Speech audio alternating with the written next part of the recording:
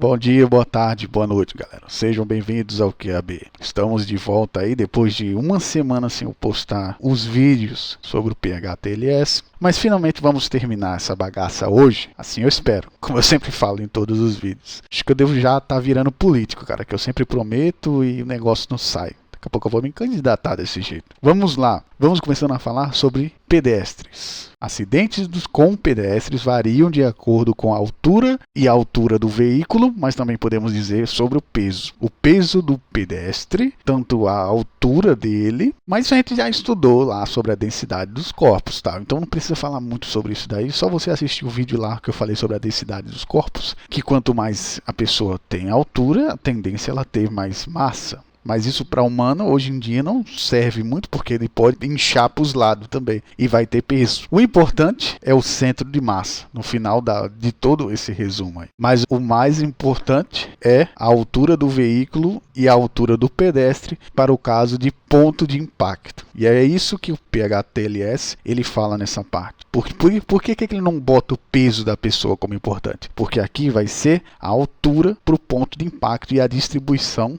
da colisão ou da força, a distribuição do impacto. Aí nós temos duas modalidades, inclusive uma pode afetar a outra, que é o impacto frontal e a queda que a pessoa pode levar, porque ela pode ser arremessada. Então pode acontecer um impacto frontal e a pessoa ela voar. E aí vai ter duas pancadas nela, a pancada do impacto e o impacto da queda quando ela for deslizando no chão se fudendo. Tem esses dois tipos de impacto, mas muitas vezes pode acontecer os dois. Lembre-se disso. O impacto inicial é nas pernas muitas vezes e no quadril também. O tronco rola sobre o capô do veículo. Isso aqui é um caso que pode acontecer em velocidades um pouco mais baixas. Aí pode acontecer desse caso do pedestre ele ir subir no capô e depois ele vai cair no chão, como está dizendo aqui, mas vai depender muito da velocidade. Pode acontecer, por exemplo, dele voar por cima, passar por cima do capô. Vai depender muito da situação e da velocidade que o carro esteja. Os adultos geralmente são atingidos pela primeira vez nas pernas inferiores,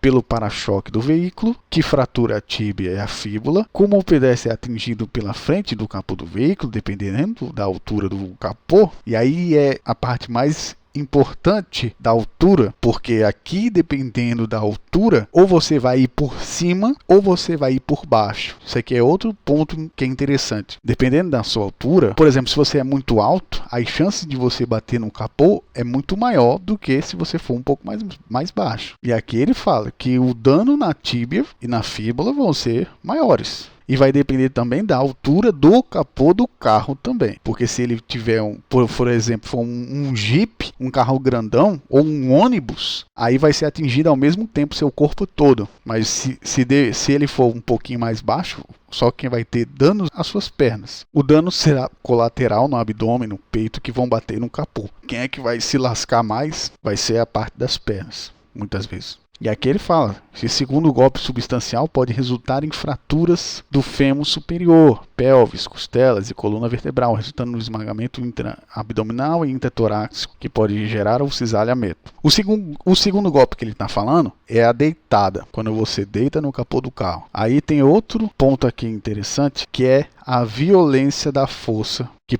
você pode até bater no capô. Se a cabeça da vítima bater no capô, ou se a pessoa continuar se movendo em cima do capô, pode ocorrer ferimentos na face, que é o caso de você bater e arrastar a pessoa para dentro do carro. Pode acontecer isso. Dependendo, então vocês estão vendo que a velocidade ela é importante junto com a altura nessa parte. Então uma pessoa alta pode bater no capô, mas ele também pode ser levado para bater no para-brisa, que nós temos o dano da coluna cervical e da coluna torácica. Se o veículo tiver uma grande área frontal, que aqui é o caso de caminhões, todo o pedestre é atingido simultaneamente, que foi o que eu falei anteriormente. Como em um adulto, qualquer criança atropelada por um veículo pode receber algum tipo de ferimento na cabeça, que é como eu disse, é pequeno. Uma criança, geralmente, ela é pequena. Então, primeiro, o dano vai ser na cabeça. Na verdade, vai ser o corpo todo. pelo caso dela ser pequena e não ir até o capô, dependendo da idade. Devido às forças súbitas e violentas que atuam na cabeça, pescoço e tronco, lesões na coluna cervical estão no topo da lista de suspeitas. Então aqui você está vendo que em todos os casos existe uma forte tendência à coluna cervical ela ter sido danificada. Então, em qualquer acidente é necessário ter o controle da cervical. Qualquer acidente de atropelamento é necessário fazer o controle da cervical, sem dúvida nenhuma, porque se vocês perceberam, todos os danos aqui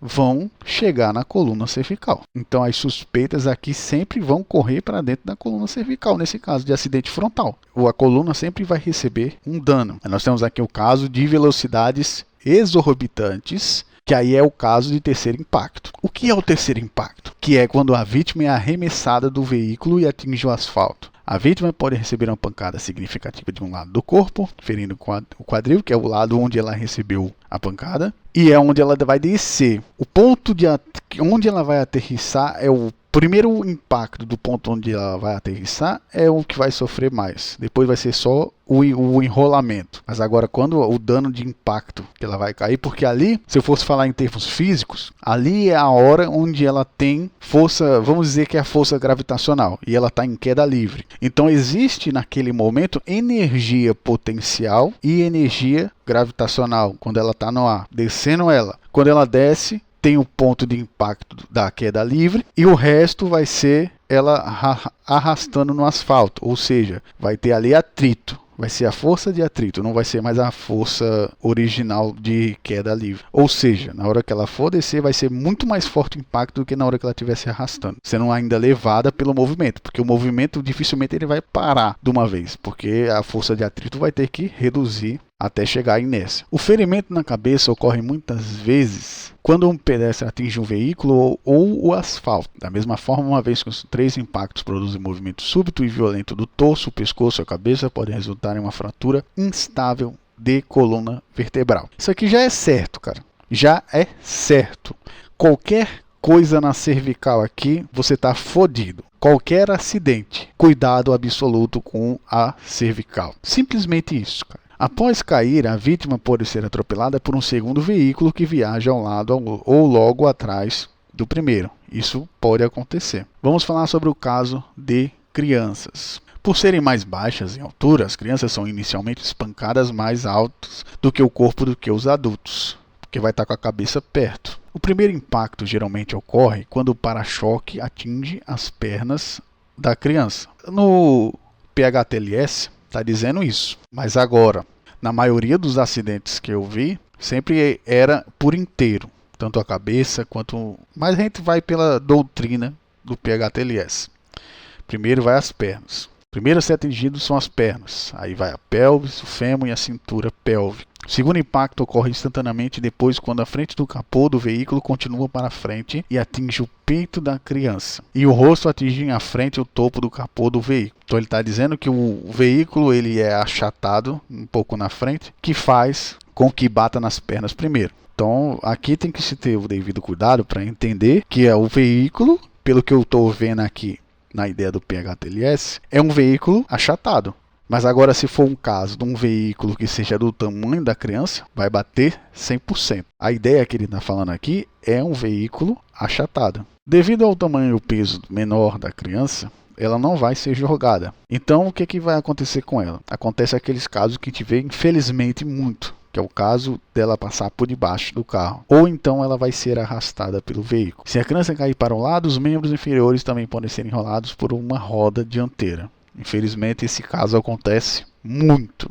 Essa questão dela não conseguir voar por causa do peso dela, mas infelizmente ela ir por debaixo do carro, que é esse caso que eu botei aqui. Se a criança cair atrás completamente sobre o veículo, quase qualquer ferimento, pode ser arrastado, atingindo por projeções ou enrolado por uma roda. Se o pé for plantado no chão, eita, esse daqui é muito perigoso até para as pessoas que não são crianças. Está com o pé muito plantado no chão. A criança receberá a troca de energia na perna superior, quadril e abdômen. Isso forçará os quadris e o abdômen longe do impacto.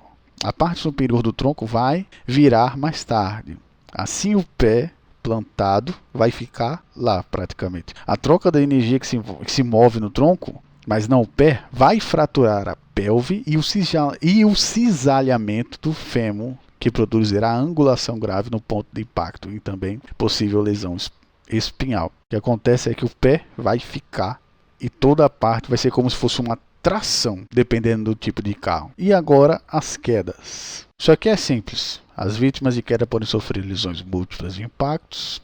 A altura estimada de onde a vítima caiu, a superfície em que pousou e a parte do corpo que ele impacta, primeiro, são fatores importantes a serem determinados, pois indicam o nível de energia envolvida e, portanto, a troca de energia que ocorreu. Aí aqui a gente falou sobre a queda livre, porque eu já falei para vocês, eu falei anteriormente para vocês sobre um pouquinho sobre a queda livre. As vítimas que caem de altitudes mais altas têm maior incidência de lesões porque sua velocidade aumenta à medida que caem, foi o que eu falei. Queda de mais de 6 metros em adultos e 3 metros, que são 10 pés em crianças, 2 vezes a altura da criança, são muitas vezes severas. Então aqui, a partir de 6 metros já é perigoso por um adulto e 3 para uma criança. O tipo de superfície em que a vítima pousa e seu grau de compressão também tem seu efeito sobre a distância de frenagem. Isso aqui é só você lembrar das aulas de colisões. Se existe uma deformação no corpo, é que houve uma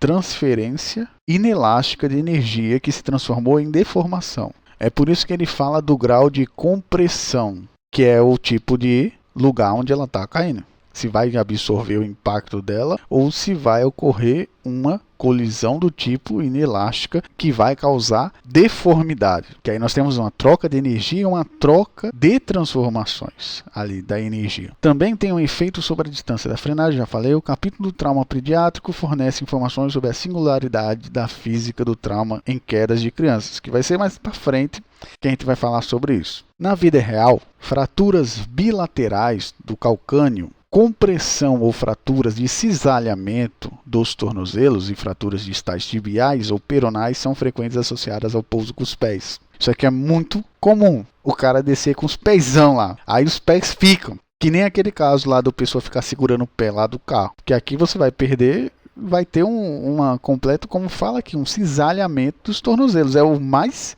fácil de acontecer. Depois que os pés aterrissam e param o movimento, as pernas são a próxima parte do corpo absorvedora de energia. Podem resultar em fraturas do disco tibial, do joelho, fraturas ósseas longas e fraturas de quadril. O corpo é comprimido pelo peso da cabeça e do tronco, que ainda estão em movimento e podem causar fraturas de compressão na coluna, nas áreas torácica e lombar.